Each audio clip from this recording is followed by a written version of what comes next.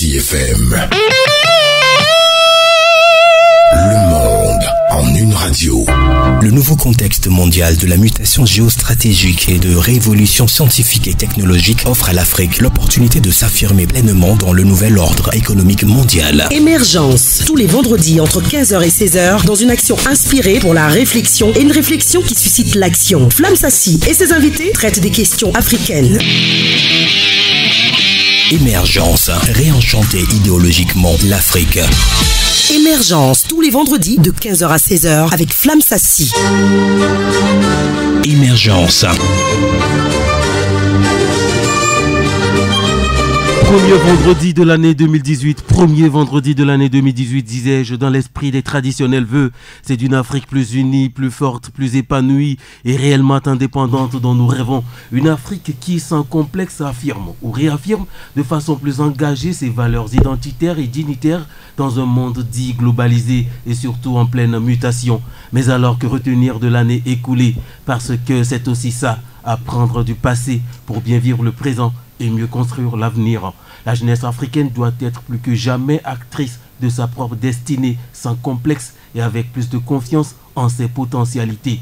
Des sommets de l'Union africaine, de la CEDEAO, le changement de tête à l'ANC, Jacob Zuma n'y est plus, Cyril Ramaphosa est alors venu. Le départ de Yahya Jammeh, l'arrivée d'Adama Barrow et également dernièrement l'élection de George Weah, ancien footballeur, ancienne star du football africain, seul ballon d'or depuis 1995. Jusqu'alors, il n'y en a pas eu encore un autre ballon d'or en Afrique. Il y a des sacrés présidents dernièrement votés, en tout cas au niveau du Libéria. Il y a aussi la venue pour la première fois en tant que président d'Emmanuel Macron en Afrique. Il y a eu beaucoup de choses en tout cas qui ont émaillé l'actualité africaine avec beaucoup d'émotions. Et quand je parle d'émotions, je parle à l'esclavagisme au niveau de la Libye. D'aucuns diront que c'est un phénomène qui est connu et qui a finalement été médiatisé par cette chaîne américaine CNN pour ne pas la nommer. Et pour en parler de tous ces sujets qui ont alimenté cette année 2017, et le moins qu'on puisse dire, c'est que c'est une Afrique qui a été assez mouvementée. Nous avons l'honneur d'avoir avec nous celui qui a été très fidèle pour nous justement durant l'année écoulée, Stéphane Quevidien, juriste de formation panafricaniste. Et quand je parle de panafricaniste, c'est peut-être le lieu aujourd'hui de rendre hommage à ces pères des indépendances, à ces visionnaires, ces panafricanistes, que ce soit comme Kwame Nkrumah, Patrice Lumumba, Thomas Sankara, Omio B, pour ne citer que cela. Stéphane Quevidien, j'espère quand je cite un nom, vous avez la chair de poule. Bonne arrivée dans nos studios. Merci Flamme. Je profite pour saluer les fidèles auditeurs, sans oublier notre technicien Francis Daillé, plutôt. Oui, qui est finalement devenu votre ami bien de sûr. L'autre côté de la baie vitrée. Bien sûr. Et comme je le dis, ce sont eux les stars en fait. C'est-à-dire que c'est grâce à eux qu'on nous écoute à la maison. Sans eux, nos voix ne porteront jamais. Voilà. Donc, oui, Francis, c'est un clin d'œil et peut-être le lieu de souhaiter en tout cas une belle venue aussi à notre technicien Jack Prosper qui va revenir en force et soutenir aussi beaucoup de courage à tous les techniciens, que ce soit Emmanuel Afanyagbe ou voilà, Sébastien qui en tout cas sont des stars de la radio. De toute Bien façon, sûr. nous, c'est grâce à eux qu'on nous écoute. Donc je disais merci d'être là, d'avoir toujours manifesté ton engagement. Quand il s'agit de parler. l'Afrique, c'est exactement. Et quand je te vois, je sais que tu as envie peut-être de dire que l'Afrique doit cesser d'être la périphérie des autres et d'être le centre d'elle-même. Nous sommes voilà, dans la première semaine de nouvelle année. On va peut-être se passer des vœux pour le moment. On va laisser cela à la fin. Mais quand je parle de ces événements qui ont émaillé le continent africain, quand je parle de la visite d'Emmanuel Macron, quand je parle de l'esclavage en Libye, quand je parle du changement de la tête de l'ANC, pas l'autre ANC, hein, c'est African National Congress, nous sommes en Afrique du Sud, c'est désormais Cyril Ramaphosa qui est à la tête de ce parti au pouvoir justement en Afrique du Sud. Et quand je parle également de George Weah qui est le nouveau président qui a battu aux dernières élections Joseph Boakai, ancien le premier ministre, qui était quand même un peu le protégé de Ellen Sirleaf Johnson, qui finalement s'est rallié à la cause de George Weah. On s'imagine que c'est une cause populaire, parce que c'est quelqu'un qui, à travers qui les jeunes libériens s'identifient à travers cela toute l'Afrique. Il y a eu beaucoup de sommets aussi. Hein. Il y a eu un sommet Union africaine, Union européenne, c'était le 29 et 30 novembre dernier à Abidjan pour la première fois en terre africaine. Donc il y a eu beaucoup d'événements. Vous, qu'est-ce qui vous a le plus marqué dans tout cela? Flams, tous ces événements que tu viens de citer m'ont touché.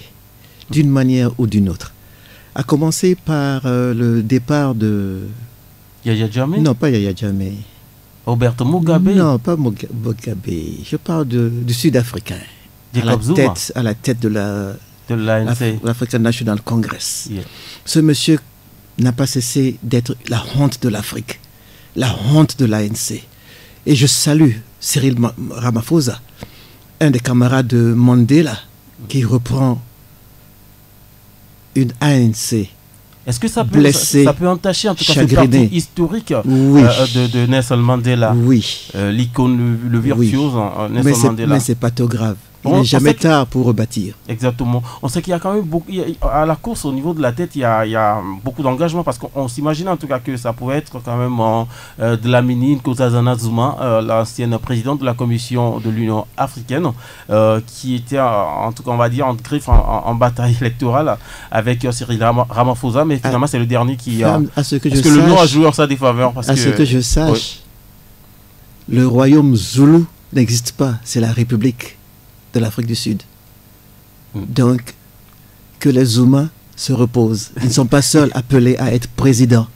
Oui, mais c'est aussi la première femme qui a présidé cette commission. C'est pour cela que je salue Shirley Johnson, première femme. Ça, je salue.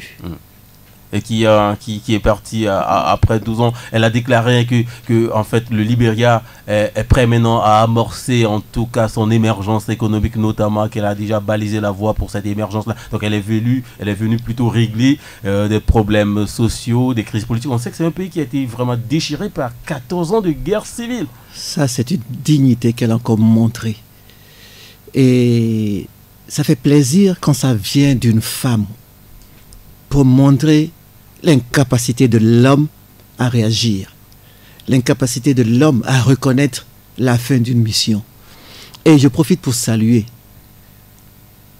le grand joueur, l'international, l'étudiant qui est revenu à la base et tout doucement a commencé à remonter les marches de l'échelle pour aujourd'hui être collègue de président Paul Biya. Justement, est-ce que ça peut être une rupture au niveau de l'Afrique? Parce que George Weah, c'est quelqu'un qui a vécu dans des bidonvilles au niveau de Libéria, qui a galéré, comme un peu le parcours de plusieurs joueurs en Afrique qui deviennent plus tard des milliardaires en Europe. Et George Weah qui est même passé par le Cameroun avant d'arriver au niveau de la France. Déjà, d'abord à Monaco avant de partir au Paris Saint-Germain.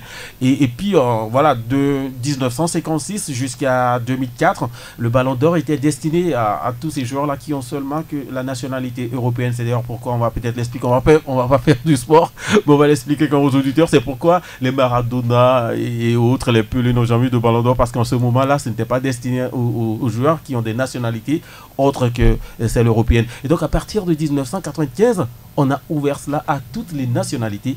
Mais il faut évoluer en Europe. Et c'était en 1995. Et George Weah, un certain George Weah, évolue au niveau de l'ANC, de l'AC Milan. J'étais finalement emporté par l'ANC, de l'AC Milan en Italie, et qui a été sacré Ballon d'Or africain. Je le salue.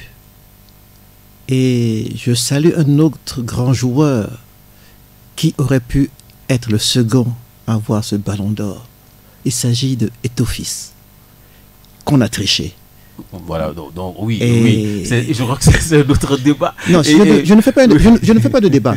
Je ne fais pas de débat. C'est pas un débat que je suis en train de faire. D'accord. Et vous saluez le Cameroun. Vous lui rendez hommage. Oui. Et je reviens pour dire que la venue de George Weah à la présidence au Libéria va apporter un changement.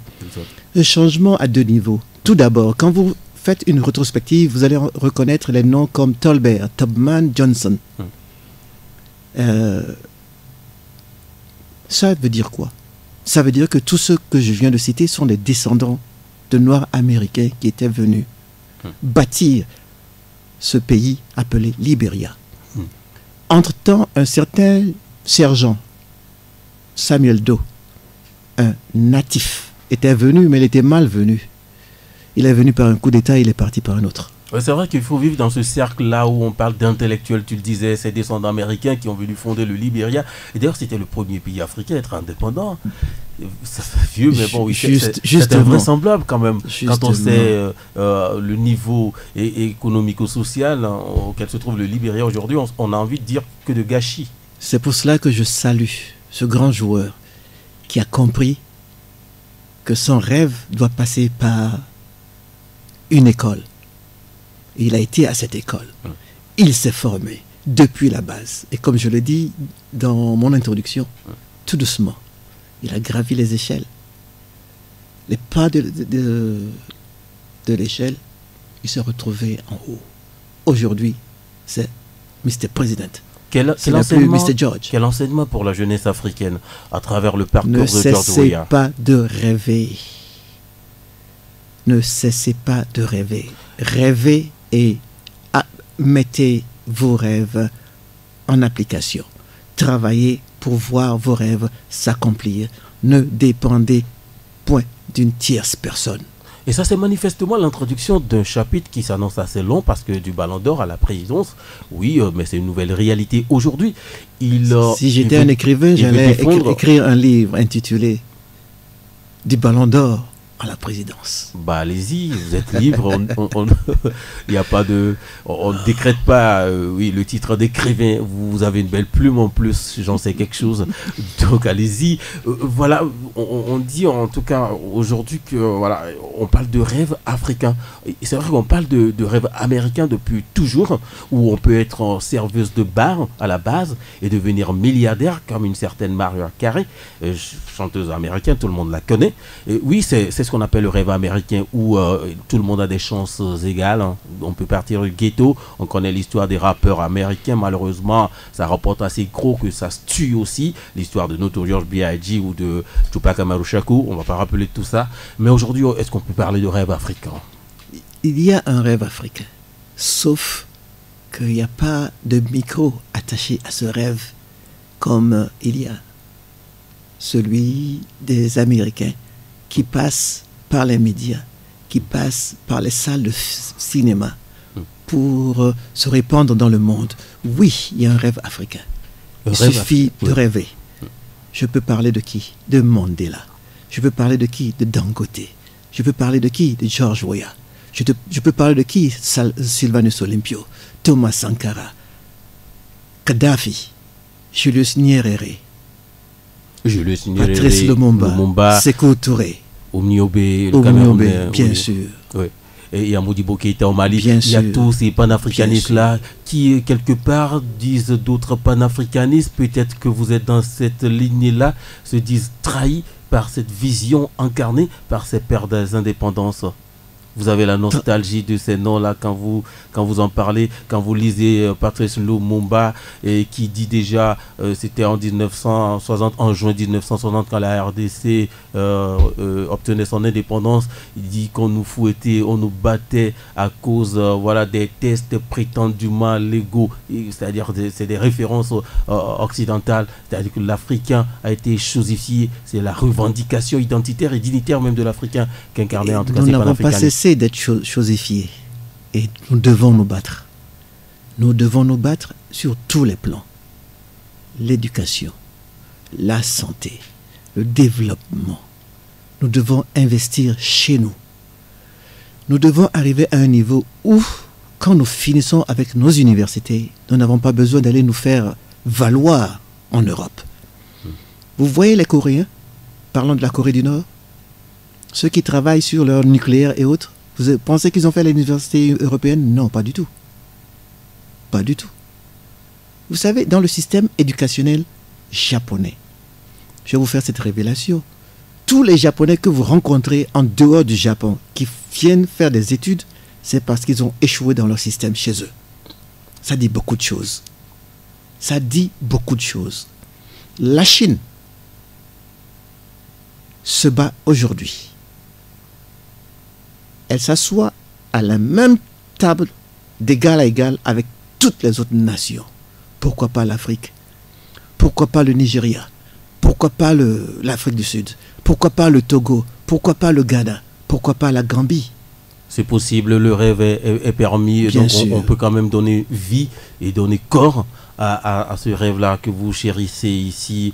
Nous sommes en studio, nous sommes sur Taxi FM et vous suivez l'émission Émergence, le premier numéro de cette année 2018. Et on fait un feedback, on fait un petit bilan, on revoit les grandes actualités qui ont marqué l'année écoulée. Et nous parlions justement de George Weah qui est devenu le nouveau président, en tout cas du Libéria, à travers une élection, un deuxième tour. C'était le 26 décembre dernier, ce qui a été même décidé déjà au niveau du sommet, le 52e sommet de la CEDEAO, où on a quand même donné cette date-là, parce que ça a traîné avant ce deuxième tour. Et parlant justement de sommet, que retenez-vous de ce 52e sommet de la CEDEAO? La CEDEAO, ça me fait un peu rire. Vous savez pourquoi? Parce qu'on me fait savoir que le Maroc veut intégrer la CEDEAO. Le Maroc, à ce que je sache, est situé au nord de l'Afrique, dans ce que nous appelons le Maghreb, et n'a rien à voir avec la côte ouest de l'Afrique. Donc, le Maroc, à ce que je sache, n'a pas sa place dans la CEDEAO. Donc pour vous, ça prête à amalgame, c'est-à-dire on ne comprend plus rien. Bien sûr. Et il faut cesser de chercher à s'enrichir personnellement et sauver notre Afrique, sauver la CEDEAO. Est-ce que finalement les élites africaines souffrent, on va pas dire de l'intellect, parce qu'à la base c'est une bonne chose, de leur griffe, je vais faire du néologisme, de leur intellectualité en inventant des choses alors que la réalité est ailleurs? Bien sûr, quand un Français se présente à Dakar pour dire que l'Afrique n'est pas rentrée dans l'histoire et que nos responsables, nos intellectuels se taisent, ça fait mal au cœur. Parce que sans nous, leurs 2 guerres locales qu'ils avaient faites leur aurait pété au nez, et je parle des Français. Sans l'Afrique, sans les tirailleurs sénégalais, ils n'allaient pas sortir des griffes de l'Allemagne. Mais ils oublient quelque part que quand nous parlons de la bibliothèque de Tombouctou, nos ancêtres les Gaulois tenaient encore des os dans leurs mains pour combattre les animaux. Nous sommes plus évolués qu'eux, nous sommes plus éduqués qu'eux. La preuve, nous sommes pratiquement les seuls à apprendre les langues d'autrui, à avoir les prénoms d'autrui. Combien d'Américains viennent apprendre le Mina si ce n'est pas les Piscor? Combien de Français viennent apprendre l'Ifé, ou le Yoruba, ou le Mandingo, ou le Wolof, si ce n'est pas qu'ils sont là sous prétexte d'une certaine coopération? Nous sommes plus éduqués qu'eux. Il suffit de retrouver notre histoire, de revoir notre parcours, de revoir le travail, laisser l'héritage que nos ancêtres nous ont légué pour que nous sachions que, oui, tout en m'appelant Stéphane, je peux bien manipuler la langue française. D'accord. Ça veut dire que pour vous, ce qui apparaît comme de l'acculturation peut être perçu comme un acquis à capitaliser. Aujourd'hui, c'est vrai que oui, on est ouvert au monde. C'est un peu comme si l'Afrique était depuis toujours dans la globalisation, dans cette mondialisation-là, en connaissant justement la langue d'autrui. Malheureusement, toujours jusqu'alors, on va à l'école des Blancs, on va le dire ainsi, puisque de toute façon, les Chinois n'étudient pas en anglais ou en français chez eux.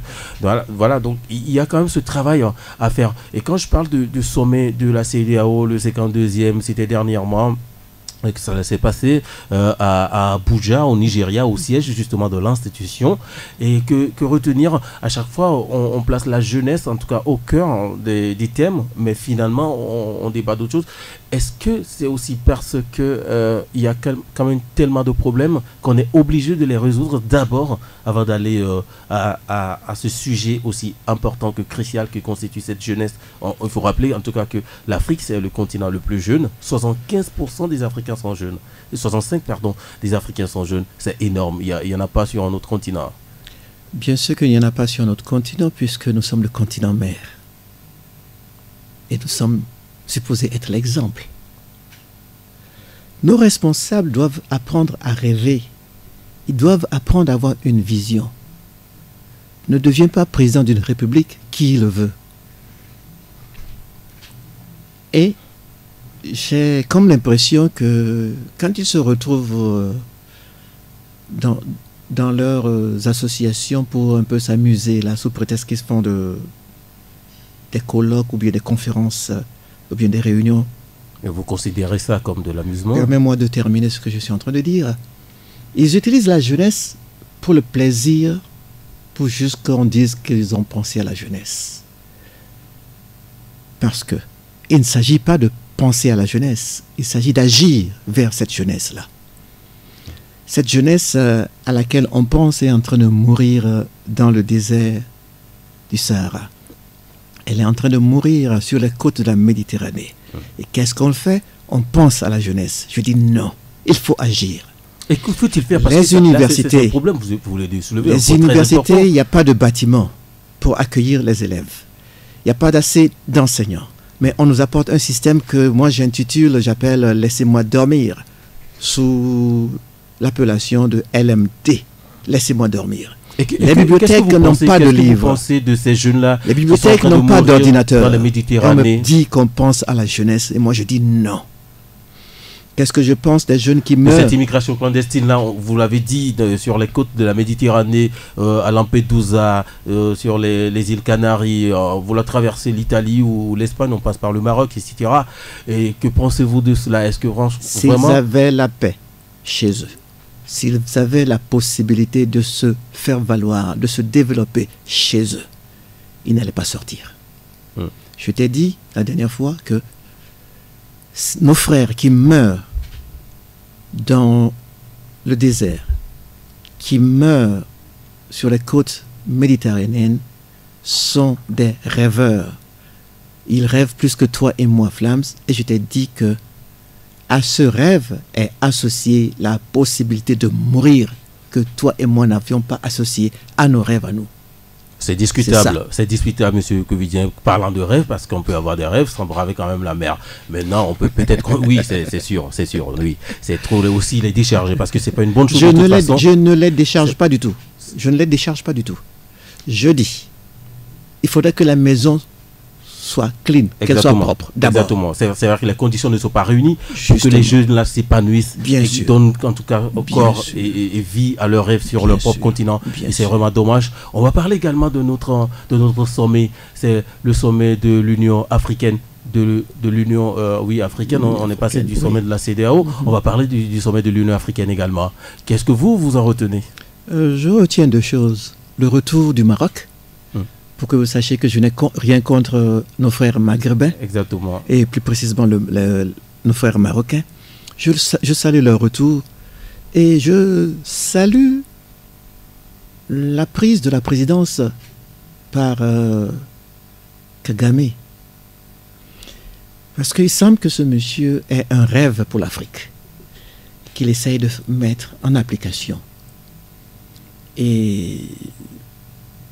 toutefois, ça ne veut pas dire qu'il faille faire un copie-coller avec l'OTR et autres. Est-ce que Kagame peut être aussi un piège? Parce que quelque part, on peut dire que la solution pour le développement en Afrique, ce n'est pas forcément l'alternance. Est-ce que c'est un piège, quelque part? La solution pour l'Afrique. C'est le Rwanda, on parle aujourd'hui du miracle rwandais. Or, Kagame, il est toujours en place, très adulé par les Rwandais. Vous savez, votre avis sur la question, est-ce que c'est un piège ou oui? Vous savez, il y a comment on peut analyser cela? Tout d'abord, il n'y a pas de piège. Ensuite, la démocratie n'est pas une démocratie copie-collée. Vous allez voir que le régime présidentiel aux États-Unis est différent de celui en Angleterre. Il est différent de celui de la France. Il est différent de celui de l'Allemagne. Exactement. Mais on nous parle de démocratie. Vous voyez le Rwanda comme l'Allemagne en Afrique? Je n'ai jamais dit ça. Je n'ai jamais dit ça. C'est une question. Kagame, à mon sens, est un dictateur. Mais ça ne veut pas dire qu'on ne puisse pas avoir quelque chose de bon venant d'un dictateur. Avis aux autres dictateurs de pouvoir se réveiller pour bâtir l'Afrique. Maintenant. Kagame le fait. Justement. Maintenant,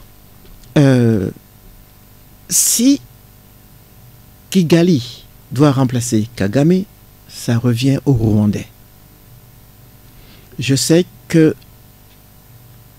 c'est pas trop mon plaisir de parler de Paul Kagame parce que j'avais déjà souligné que je le suspecte dans la mort de Habyarimana. Donc, il n'est pas trop mon plat préféré. Mais quand quelqu'un fait quelque chose de bon, il faut le saluer. Peut-être aussi. C'est ce que je vois. Est-ce que Kagame, son exemple, je parlais de piège, peut-être c'est un peu trop. Est-ce que ça peut révolutionner les mentalités? Parce que je parle également de l'Allemagne où Angela Merkel est en pause. C'est vrai que ce n'est pas le même système, mais dernièrement, l'Allemagne a enregistré le taux de chômage le plus bas. Ils sont, je crois, à 5%. Non seulement ça, jusqu'à présent, il n'y a pas encore un gouvernement. Voilà. Et Merkel est toujours là et ça va mieux. C'est le meilleur des mondes aujourd'hui en Allemagne, économiquement du moins. Est-ce que ça peut révolutionner aussi les mentalités ici en Afrique? Oui, vous savez pourquoi l'Allemagne est comme ça? C'est un pays de travailleurs.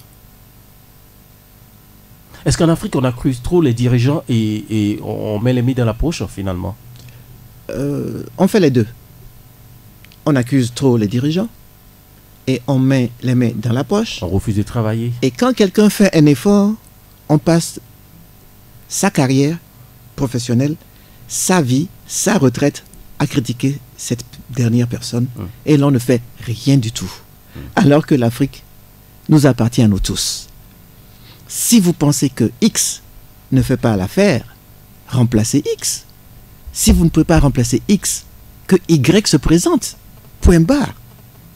Est-ce que l'Africain doit aujourd'hui prendre son destin à main? Je parlais dans mon propos introductif d'une jeunesse qui doit avoir plus confiance en elle en comptant sur ses potentialités. Est-ce que ça manque aujourd'hui à cette jeunesse-là qui compte trop aussi sur l'État-providence qui n'existe plus, qui n'est qu'utopique aujourd'hui? C'est parce que cette notion de gain facile est venue que la jeunesse a commencé à dérailler, je m'excuse. Il faudrait rééduquer cette jeunesse-là, lui faire comprendre qu'il faut travailler, lui mettre les outils à disposition pour que cette jeunesse puisse nous sortir ce que le jeune Kenyan de 11 ans a fait la dernière fois en montant une lumière solaire pour chasser, pour éloigner les lions quand lui a 11 ans. Il paie le troupeau de ses parents. C'est merveilleux.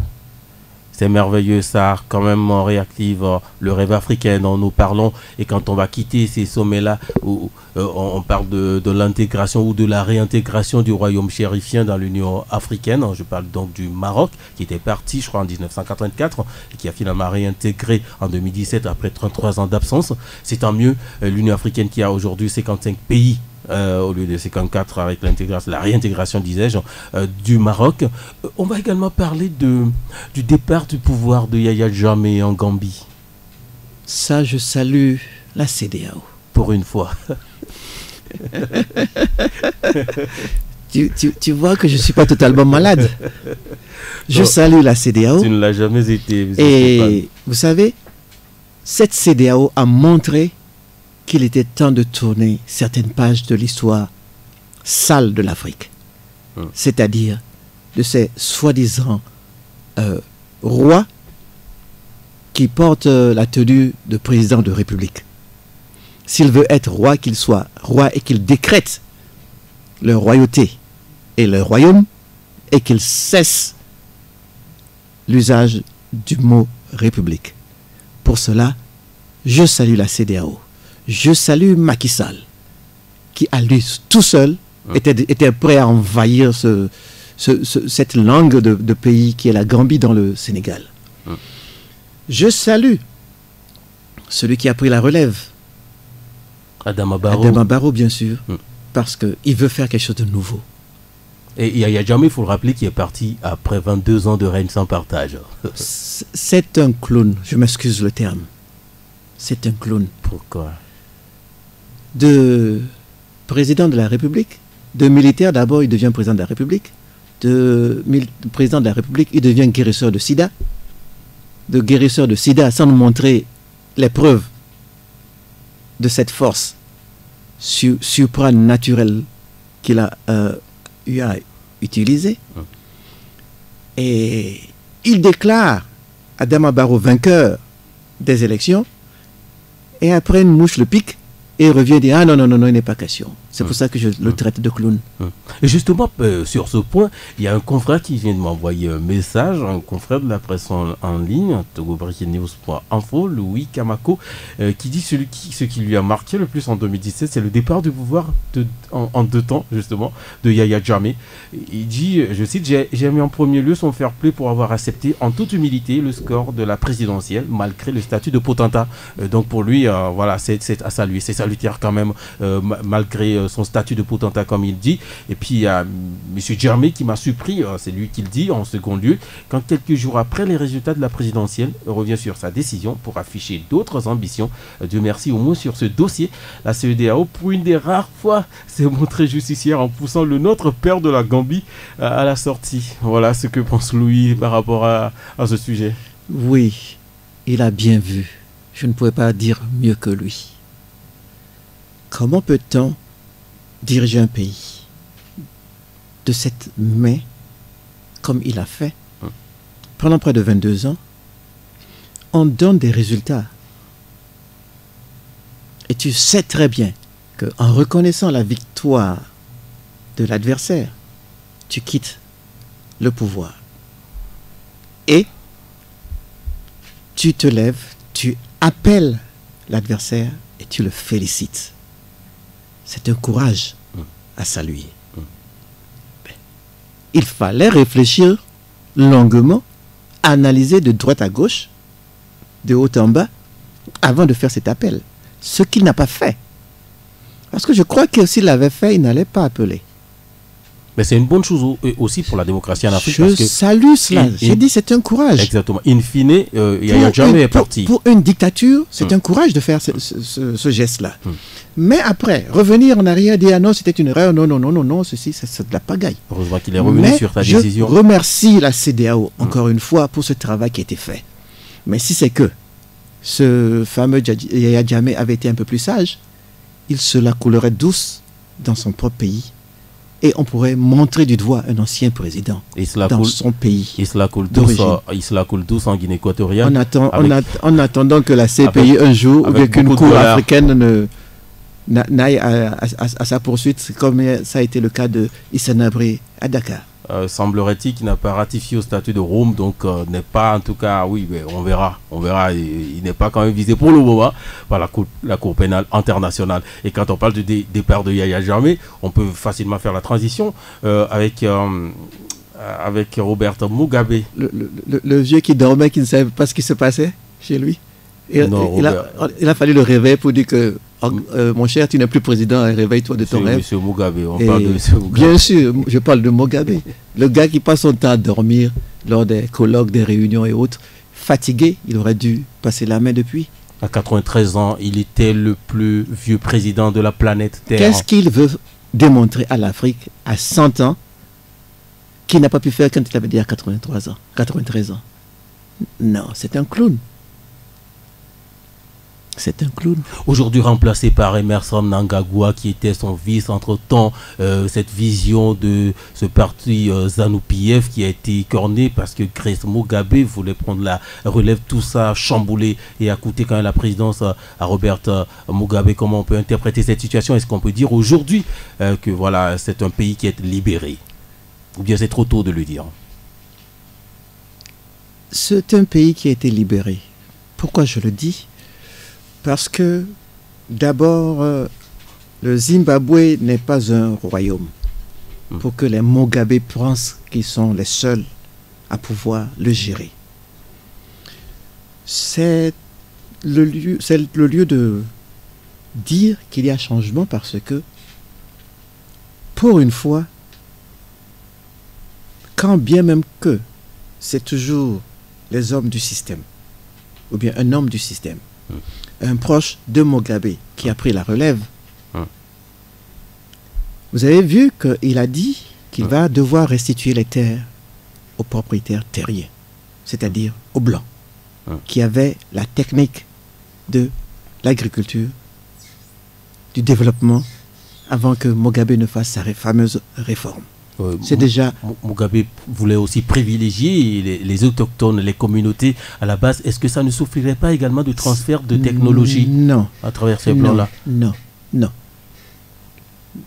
La vision de Mugabe, je l'ai eue aussi. Je l'avais applaudi, mais j'avais compris très tôt que c'était mal fait. Ça devait se faire en transition. Il fallait former les nouveaux propriétaires terriens à l'industrialisation de l'agriculture zimbabwéenne, ce qui n'a pas été le cas. Donc, ils avaient les terres, ils avaient les machines, mais ils ne pouvaient pas les utiliser. C'est ce qui a été à la base de leur chute économique. Donc, si on peut faire ce changement-là en transition, ce serait salutaire pour l'Afrique. Et c'est ce que Mandela avait compris. Parce qu'il ne faut pas oublier, quand Mandela passait ses 27 ans en prison, il étudiait les États africains qui venaient de naître, qui venaient de sortir de leur période de colonisation et qui faisaient leur premier pas de pays indépendant. Il a bien compris. C'est pour cela que le côté économique, il a laissé pour que ça puisse se faire de manière transitionnelle. Malheureusement, Jacob Zuma a plutôt compris que c'était l'occasion pour les Noirs de s'enrichir. C'est vrai qu'il y a eu beaucoup de malversations financières au niveau de Jacob Zuma, avec justement la relation avec les Indiens, les Gupta et tout, cette famille. Jacob Zuma, président, a-t-il besoin d'une piscine dans sa maison? Pour faire quoi? Oui, pourquoi pas. Si c'est de ses propres moyens, bah oui, voilà. C'est une parenthèse. Monsieur Stéphane Covidier, nous parlions de Yahya Jammeh qui a quitté le pouvoir. Nous parlons également de Robert Mugabe, démissionnaire de façon assez contraignante.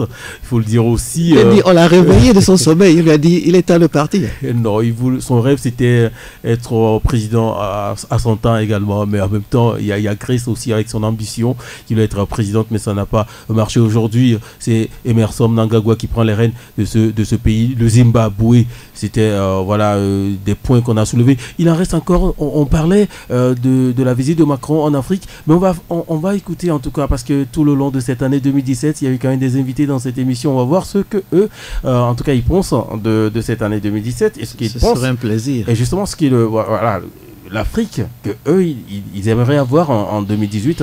Donc je vais demander à Francis de nous balancer en tout cas quelques sujets, quelques éléments comme ça. On va écouter ce qu'ils en pensent. Bonjour Flams. Alors, quels sont les événements qui m'ont le plus marqué en 2017? Je peux parler sur le plan national. Je peux parler d'abord à la grève des enseignants parce que c'est un mouvement qui me laisse un goût amer dans la bouche. Je rêve du moment où ce problème va être résolu une fois pour de bon, quoi. Et deuxième événement sur le plan national qui m'a beaucoup touché en cette année 2017, c'est le décès accidentel de notre humoriste Folo. Voilà un jeune que j'estimais beaucoup. Je le voyais déjà en haut de l'affiche sur le plan international et malheureusement voilà, son envol a été coupé net. Et donc à présent, voilà, voici mes vœux pour la nouvelle année. Bien sûr, une bonne santé. On parlerait de beaucoup d'argent, mais moi je ne souhaite plus de l'argent, mais je souhaite plutôt que tout le monde arrive à faire mieux. Tout ce que vous avez à faire, faites-le mieux. Tout ce que dans quelques situations que vous êtes, faites quelque chose. Il s'agit d'agir, de passer à l'action, de faire quelque chose et de le faire toujours mieux. Ça, c'est mon vœu le plus cher en tant que coach scolaire.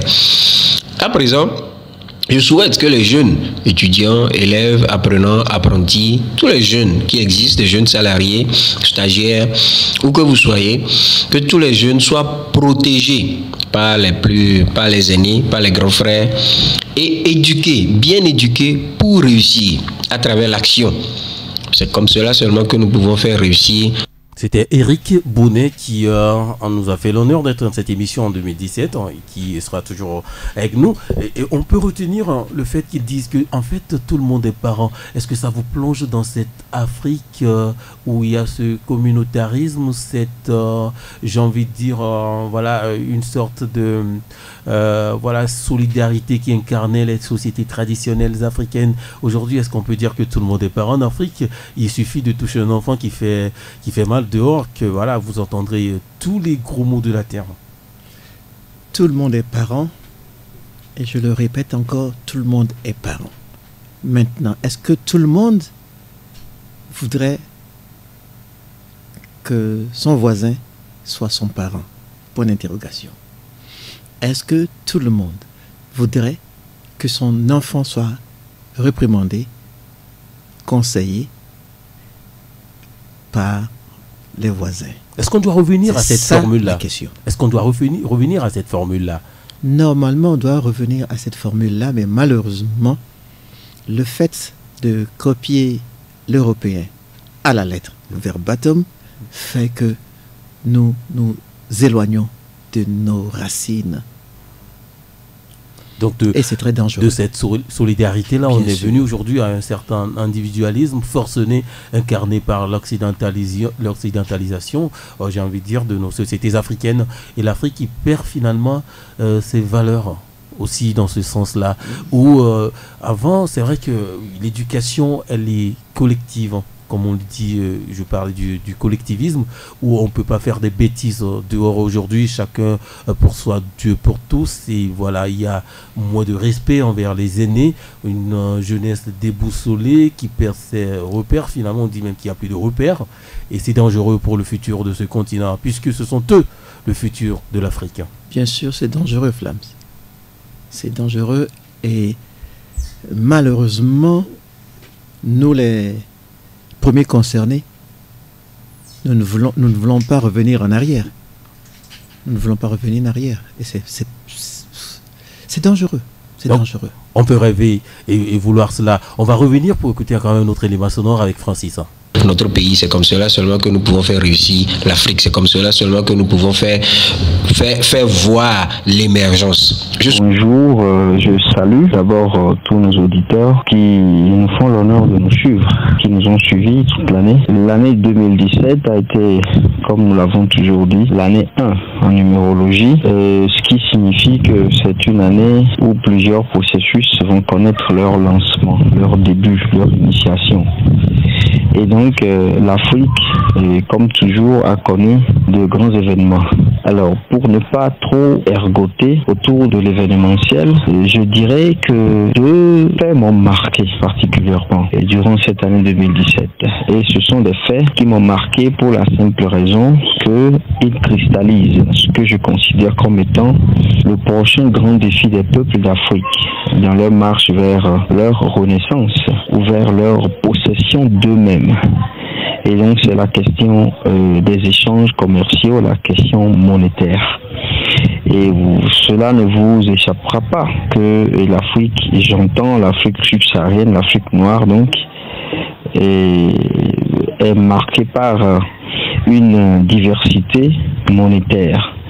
Et même les grandes régions que nous appelons souvent sous-régions, et n'ont pas encore connu ce qu'on a tant souhaité et qu'on appelle l'intégration monétaire. Ces grandes régions, ces grands sous-ensembles n'ont pas encore connu l'intégration monétaire. Or, ce n'est que grâce à l'intégration monétaire que nous connaîtrons l'intégration économique. Docteur en sciences politiques et en histoire, docteur Folie Ekwe. Entre-temps, tout à l'heure, c'est lui qui parlait, Stéphane Quevidien, et on parle de cette intégration monétaire. Donc, ça suscite en tout cas le débat sur le franc CFA. On parle de servitude monétaire. C'est ce que dit Kakono Bobo.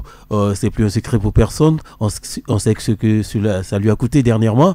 Mais docteur Ekwe pose ce problème-là, multitude de monnaies en Afrique subsaharienne et qui entache en tout cas les échanges commerciaux intra-régionaux justement. Il en parlait, la question du franc CFA, comment le résoudre? Le CFA. Comment résoudre ce problème du CFA? Le CFA. la monnaie a problème, n'est-ce pas? Bien sûr qu'il faut résoudre ce problème.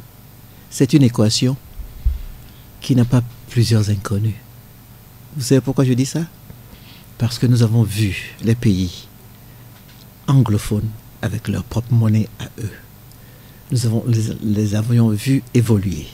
Donc cela veut dire que le jour où l'Afrique occidentale va se décider à avoir sa monnaie, nous pourrons l'utiliser à bon escient.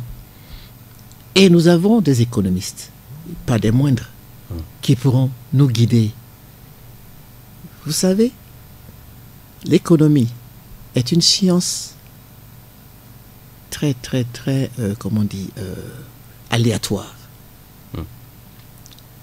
Elle est précise, certes, mais elle est très aléatoire. C'est vrai qu'aujourd'hui, le problème de CFA n'est pas finalement qu'économique. Il y a plusieurs qui, ce n'est plus confiné dans des cercles fermés, d'élites ou d'intellectuels. On a vu les activistes, à l'instar de Kémy Séba. C'est à la place publique maintenant la question du franc CFA. Heureusement, il y a eu également l'atelier de la pensée africaine à Dakar. On en a fait cas, initié par Felwine Sarr, le Sénégalais, et puis Achille Mbembe du Congo. Donc ça commence à être révolutionné, en tout cas au niveau de l'Afrique. Oui, le docteur Ekwe a dit 2017, année 1, l'année de départ, du commencement.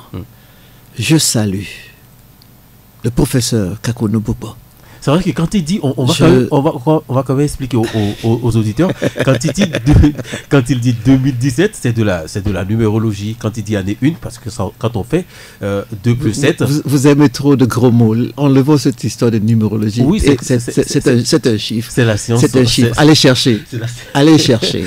Donc 2 plus 7, ça fait 9, donc ça fait 0 en numérologie, donc il reste 1. Donc l'année 1, finalement, 2017, il faut expliquer. Mais on va profiter, le temps imparti... pratiquement ça fait malheureusement, même en 2018 c'est toujours la même rengaine, le temps ne nous suffit jamais malheureusement, mais on va quand même profiter pour écouter quelques éléments encore. Les événements qui m'ont personnellement marqué, disons au cours de cette année 2017 en ce qui concerne l'Afrique, c'est avant tout ces alternances, n'est-ce pas, qu'il y a eu autour du pouvoir dans certains pays, notamment en Gambie. Il faut parler aussi de l'Angola, du Zimbabwe et il y a quelques jours, disons quelques heures aussi au Libéria. Parce que lorsque on parvient à cette situation où on arrive à instaurer justement cette alternance dans un cadre plus ou moins pacifique, c'est une voie d'émergence des pays africains d'abord. Mais l'autre événement, moi, qui me marque surtout, c'est beaucoup ce débat, n'est-ce pas, et beaucoup ces actions menées par-ci, par-là, par ces activistes, ces économistes, autour justement de la question